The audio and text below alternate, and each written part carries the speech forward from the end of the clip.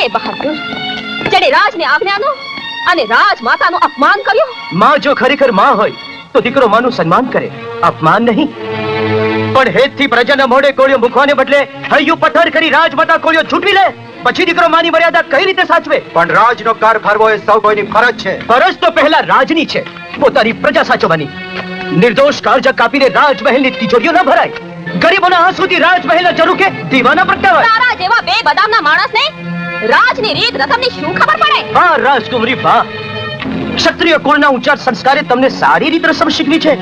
મને તો આજે ખબર પડી કે ધરતી પર તો ઠીક, આબા પર કાદવની કાંટા હોય છે. રાજકુમારીનું અપમાન તેના ભતીજી તલવાર મેળમાં જ રાખો. રાજમાતાએ તમારું નમાલુપણું જોયા વગર સેનાપતિ બનાવ્યા, એટલે ચમચાગીરી કરવાની કોઈ જરૂર નથી. નાલાયક! દીકરામાં પાણી ના હોય એટલે બાપેનું ઉપરાણું લેવાની કોઈ જરૂર નથી.